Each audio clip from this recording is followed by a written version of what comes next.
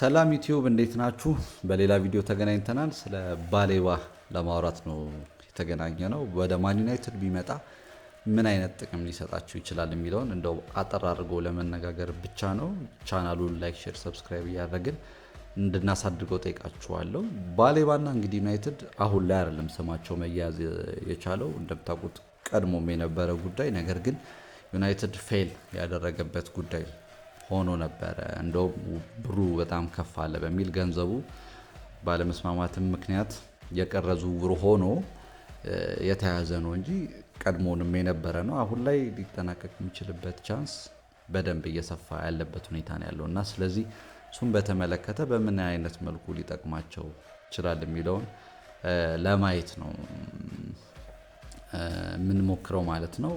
የመጀመሪያው ጥንካሬው ዲፌንሲቭ ኢንፎርሰር ነው። የመከላከል ብቃቱ በጣም ጥሩ ነው። ፍሮንት ፉት ዲፌንደር ነው የሚባለው። ወደፊት እየሄደ ተቃራኒ ቡድንን ማስጨነቅ የሚችል፣ ኳስ መንጠቅ የሚችል፣ ኢንተርሰፕሽኑ ጥሩ የሆነ ሰከንድ ቦሎች ላይ በተለይ በረጃጅም የሚወጡ ኳሶች ሊሆኑ ይችላሉ። በየትኛውም አጋጣሚ ሊገኙ የሚችሉ ሰከንድ ቦልን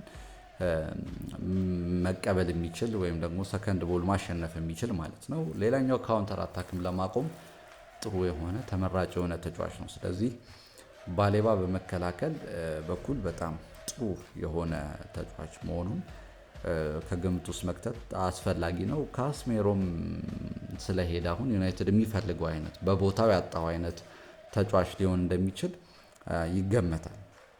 ሌላኛው ፈጣን ነው። ፍጥነቱ በጣም ጥሩ ነው። ምንድነው ጥቅሙ? ኳሱን ሲያጣ ዩናይትድ እንደምታውቁት አሁን ካሪ ከሚሰራው ቡድን ጋር ተያይዞ ኳሱን የሚያጣው ከሆነ ወደ አታኪንግ ፖዚሽን ቢወጣም ቶሎ ብሎ ፔስ ሪከቨር ማድረግ የሚችል ከኋላ በፍጥነት በመመለስ የዩናይትድን በትራንዚሽን የመጋለጥ ሁኔታ ሊከላከልላቸው የሚችል ማለት ነው እና ኳሱን ካጣ በኋላ ሪከቨር አድርጎ ኢንተርሰፕት ማድረግ የሚችል መቀማት የሚችል ነው እና ዩናይትድ እንደዚህ አይነት ተጫዋች ያስፈልገው ነበር። ካስሜሮ እንደምታስታውሱት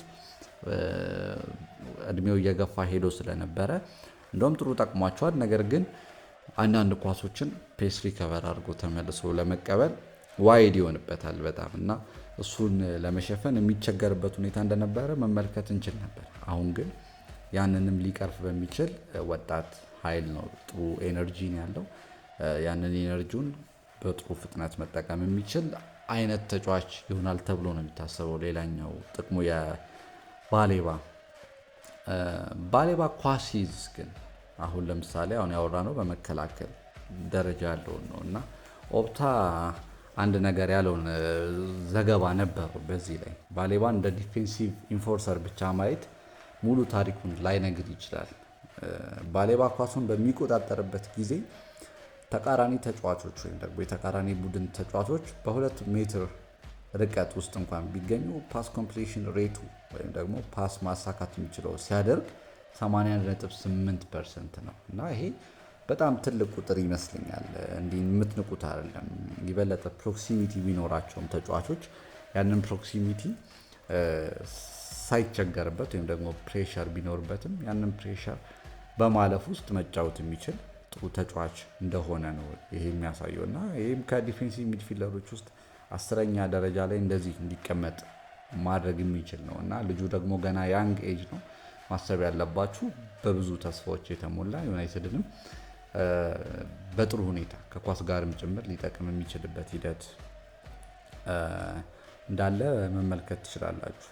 ቦል ዊነር ብቻ እንዳልሆነ ማለት ነው። ባሌባ ማለት ቦል ዊነር ፕላስ ፕሬሸር ሬዚስተንት ፓሰር ይባላል። ወይም ደግሞ ጫናዎችን ተቋቁሞ በጫናዎች ውስጥ ተገቢ ኳስ ለቡድን ጓደኞቹ ማድረስ ይችላል ማለት ነው እና ይሄ ሌላኛው ጥቅሙ ነው። ከጥልቅ ቦታ ደግሞ ወደፊትም መምጣት የሚችል ተጫዋች ነው።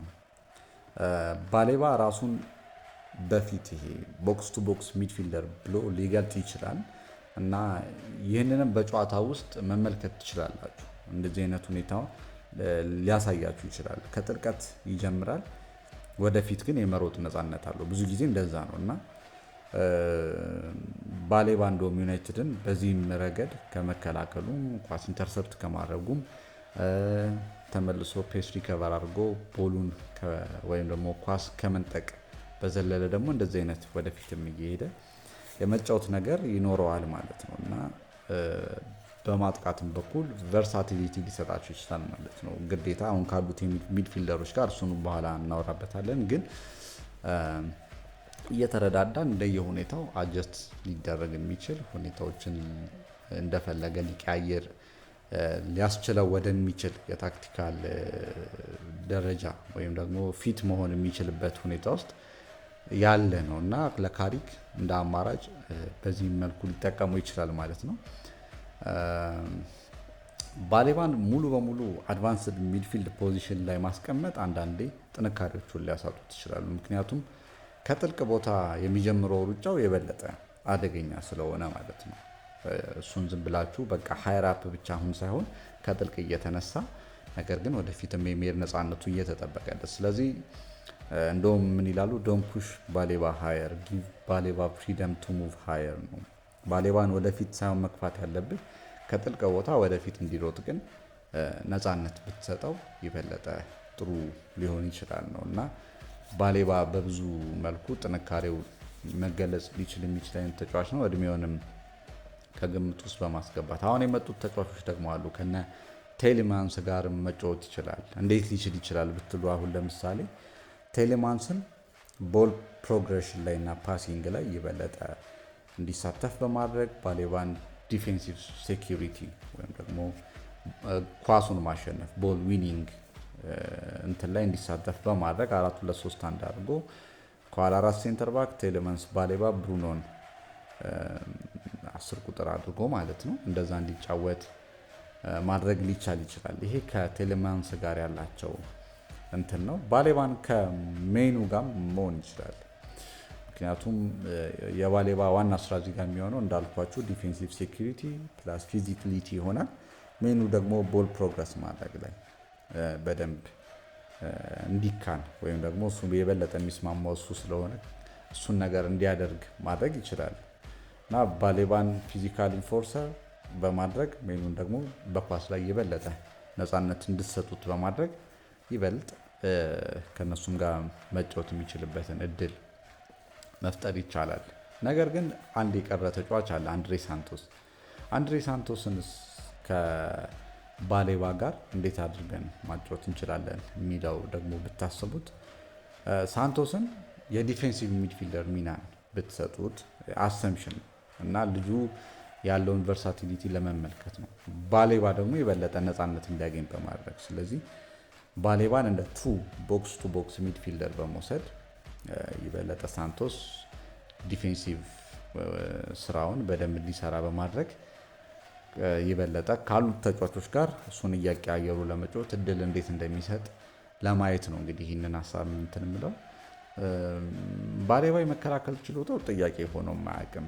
ጥያቄው ኳስ በዩናይትድ እግር ስር ስትሆን ምን ያህል ጥቅም ይሰጣል የሚለው ነው። 80.8% እንግዲህ ስታቱን ጊዜውን ለማየት ትንሽ ቸገረኝ፣ ግን የቅርብ ጊዜ ነው።